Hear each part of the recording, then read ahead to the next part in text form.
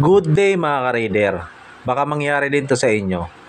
Itong front brake ko na lever, dumikit na sa may silinyador. Ayan mga ka-raider, titignan nyo, masyadong dikit na siya. Kapag nilagay ko yung kamay ko dyan, may ipit na yung daliri ko. Ito yung sample mga ka-raider, kung titignan nyo, hindi ko pa nasasagad yung preno, pero tinatamaan niya na yung daliri ko. Ang naisip ko dito mga ka-raider, akala ko natuyuan na ng brake fluid. So pagbukas ko mga ka-raider, ang dami niya pang brake fluid. So okay pa naman.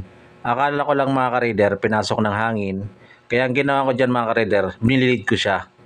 Pero ito mga ka-raider, kung titignan nyo, nung binilid ko, ganun pa rin.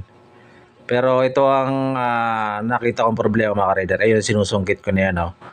Lumubog lang pala siya. Nung sinungkit ko siya sa ilalim para lumabas yung pinaka nadidiinan ng lever, ayan, naging okay na. So ito na mga ka-raider, pagkatapos kong sungkitin, ayan, malaki na yung agwat niya. Hindi niya natin natamaan yung kamay ko. Tsaka napansin ko rito mga ka-raider, kunting piga ko lang, talagang kapit na kapit yung preno. Ang susungkitin nyo dito mga ka-raider, yung tinatamaan ng lever na to, yung may parang rubber doon, yun ang susungkitin nyo. Sungkitin nyo palabas, baka kasi lumubog lang. So itong motor ko pala mga ka-raider, mag 4 years na, 2019 model.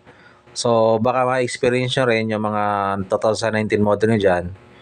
Baka ma-experience yung ganitong problema. Lumubog lang. Akala ko talagang naubusan na ng brake fluid. Okay pa naman pala yung brake fluid. Lumubog lang talaga. Hindi na bumalik yung tinatamaan ng lever na to. Ayun, kung nakita nyo mga ka-raider, binilid ko pa siya mga ka-raider. Akala ko kasi pinasukan ng hangin yung hose. Ayan mga ka-raider, yan yung susungkitin nyo. Sa may bandang bakal doon sa may unahan, yung tinatamaan ng lever, may gatla yun doon yung sungkitin palabas para bumalik. So ito yung sample mga ka-raider, ayan, sinusungkit ko siya. Panoorin nyo na lang.